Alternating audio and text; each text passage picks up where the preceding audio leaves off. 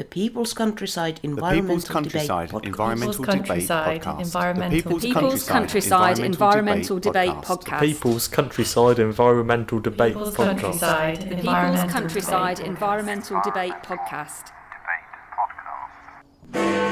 What are your objectives, personally and with your work? You go for that. We need to find ways like this to live alongside larger animals and not shoot on sight. What do you think? Yeah, absolutely, yeah. This is the People's Countryside Environmental Debate Podcast. We don't talk about the countryside as much as we did. You, the listeners, send in 2 questions per episode, which we conversate around, have a conversazione if you're Italian. And that sounded painful there, Stuart. Honestly. It did. And as William said there, I'm Stuart the Wild Man Mabbott, one of the co-hosts. Who are you, William? What do you do? Yeah, I'm William Manklow. I do many things. Mostly, I have been a photographer in the past. I don't do so much photography anymore, but it's still very much in my skill set. But often you find me behind a microphone doing a podcast like this. My work is taking me towards mentoring and teaching, it feels, over the next year or so especially. But we have 2 questions today, don't we, Stuart? Yep, and we always try and bring it back to the environment in some way. We don't see the questions before we press record. People say, oh, you need to do the research before you record. Make yourself the go-to experts. No, we're the go-to relatable people who ain't got a clue any more than most people who are listening. We're the go-to wafflers. Well, I am anyway. Well, you are. Yeah, I'm just trying to keep your feet on the ground. Anyway, first question is from Floss in Gimli, Manitoba, Canada. It's an intriguing name of a place because Gimli's also a character in Lord of the Rings as well. He is the dwarf as one of the Fellowship of the Ring. Yeah. Oh, take your nerd cap off, William. Anyway, so the question is, what are your objectives, personally and with your work? You go for that. Objectives personally for me is just to lead the best life possible, be kind in the world. You know, to hang out with the people that matter to me, to experience life as much as I possibly can do. Work-wise, it kind of is similar. I think I'm always trying to seek new adventures, seek new experiences. And the last 10 years or so, I have experienced so many new things. You know, the best. You know, where I feel like I'm at my best is when I'm challenging myself and. Yeah, sometimes making myself feel uncomfortable while doing it. What about yourself, Stuart? Okay, personally, well, if I look at today, well, we're recording this. What's today's date? 18th of March? Yeah, 18th of March. In a couple of hours, the government are going to be making an announcement about welfare benefits for the disabled, and they're going to realign the goalposts, and I might lose about £600 a month in support because of my disability. And this morning, my objective is to just deal with that once they make the announcement, and then see where we go, because you can let your mind run away with things. On a wider scale, personally, be in a position where I can just enjoy the ride. Work-wise, setting up a new business, Disabled Countryside Access in Oxfordshire, improve that for a 5-year project, and then basically make myself known as a accessibility worker, and maybe get a part-time job in 5 years, give up all the businesses, and just to be able to afford to be unwell and work part-time. Just may not be what you expect, but it's a personal question. I'll try to answer it in a personal way. Anything else to add? No. Should we move on to sort of James? Informs how we record this podcast and why we record it.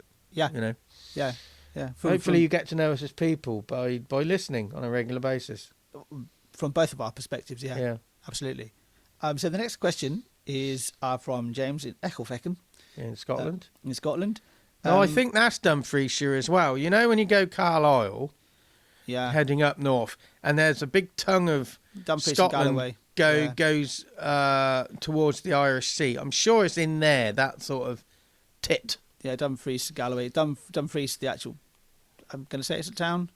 Might be a city, but I think it's a town. Dumfries, there's also Stranraer is over that way as well. Stranraer? Yeah. Stranraer. Yeah. I always feel for the Stranraer football team because they are so isolated from everywhere else in Scotland. Yeah. And they got this Rogue A floating around in their name. The Stranraer, definitely, I'm sure it is. Okay, so what's the question? So the question from James in Ecclefechan in Scotland: in the little-known mountainous areas of Greece, down towards Albania, I think, the government are issuing sheep farmers with huge sheepdogs to help keep bears and wolves away that roam the area. We need to find ways like this to live alongside larger animals and not shoot on sight. What do you think? Yeah, absolutely. Absolutely. There's a similar situation sort of happening in India where, you know, the people are shooting, the farmers are shooting the tigers because of taking livestock. I think the first step is that's a really interesting way of approaching it because it means it's not killing those bears. No, it's just encouraging them to make different decisions. Encouraging them to make different decisions, which itself is an environmental impact. But I think another step is just is education about those animals in the first place and their own behaviours. Yeah, I mean, working through the question, I mean, I'm always fascinated by the diverse range of countries that border Greece. You know, fascinating. What's you know, who they're connected to. Anyway, and Albania, there are bears and wolves. I mean, it's in Poland as well. And Finland as well, yeah. I mean, you think, Europe, we don't have these big apex predators, but we do. Yeah, they used to be in the United Kingdom, but it's such a small island. We killed them all. Yeah, and I'm just intrigued what the big dogs are. So they obviously don't fight. It just discourages the apex predators because they're fearful. But then it's like if you're on the coast and you put these flood defences, high tide defences up to stop the sea encroaching on a certain piece. That energy moves around the coast and causes erosion elsewhere. Yes. So if you're moving these apex predators away from these hill farms, are they going to then go into cities? You know, what is the hidden impact of that? Yeah, well, where's it's almost like where's the energy going? Yeah, but I do like the idea. Yeah, instead of picking up a gun, just find other ways. When I read the phrase "huge sheepdogs," I just thought it, you know, the English sheepdog, but about 100 times as big, like the size of an elephant. Yeah, I don't think your Eastern European sheepdogs aren't like our sheepdogs. No, I know they aren't, but that's what I had in my mind. It's like almost cartoon style sheepdog, the size of an elephant. But yeah, if that is definitely a way of managing that situation better, rather than, you say, reducing the population and shooting them. We say it's a better way of managing it, but I'm also intrigued by these hidden energy flows. What is the consequence of that? What are the hidden considerations? I'm not saying it shouldn't be done, but I'm just saying there are hidden consequences. It all depends on the size of these farms, the scale of them, and as opposed to... they're not big. As opposed to the scale of the wilderness, if you want to call it. Yeah. So it might not have a huge impact, and it might have a really positive impact because they're not being killed. Yeah. I mean, they're like little homesteaders. It's small, but I do wonder if they've got a vast wilderness to wander around in, why they're moving to these homesteads. How good is the ecosystem in those wildernesses, wilderness, whatever you want to call it? Yeah. There's lots of hidden things here. But I mean, bears and wolves have large territories, so I think to me it always strikes me as they're not aiming for that farm for any reason. It's just that farm is there. They don't see that as a farm. They just see that as part of their territory, and it's then when humans and other animals interact and and come into conflict with each other. That's the problem. Yeah, really, and that's what they're seem to be trying to address in a different way. The other thing I'd like to and we're not going to get an answer to this, but just look at that question. I would have expected it to have come from Canada or something. But James at Ecclefechan, Scotland, I do wonder what your connection with the question is, because you're quite removed from this situation. Maybe you've just heard it on the telly, read about it. Maybe you've worked over in Albania. Yeah, well, in Greece in particular, it's towards Albania, but it's in Greece itself. Yeah. So in Greece, down towards Albania. Yeah. But it's going to be that would suggest to me that that James has a connection with what would be northwest Greece. Yeah. That would be my thought. It's just that intrigues me. But an action, I would say, just look at these hidden energy flows, and you do something. It's what you said the other day. It was like the butterfly wing effect. You put a pinprick in a butterfly wing in Japan, and over in California, I don't know. Somebody decides to paint the bridge. I don't know. Could that happen? Who knows? Don't know. But the one thing is definitely true is Ecclefechan is in Dumfries. Yeah, it's on that sort of tit-shaped thing going into the.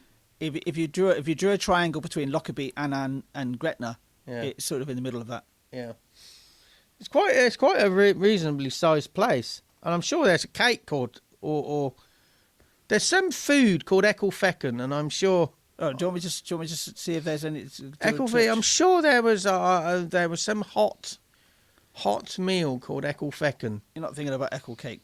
No, not Eccles cake. That comes from Eccles in Manchester, Greater Manchester. Well, I say Manchester. They've also got a factory next to the Manchester City football ground. But that's too.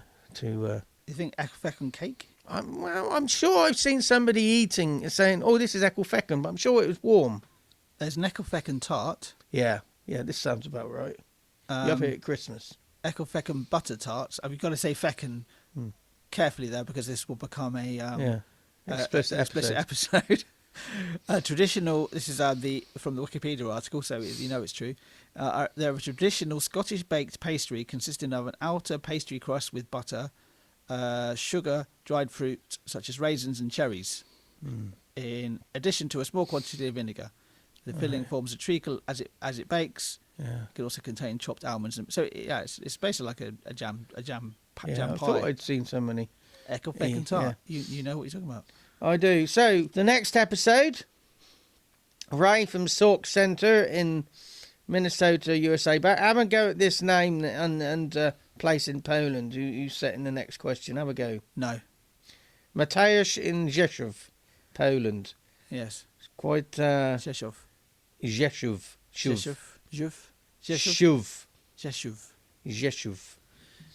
Anyway, Polish lesson there. Anyway, we'll be back next time with Ray and Mateusz, and some relatively long questions. Actually, Mateusz that is a long question. So there you go. We're back into the long questions again. So get a cup of Ovaltine. I don't know, some Bushmills, Black Label, or whatever your tipple is, and settle back, and we'll have some longer episodes coming up.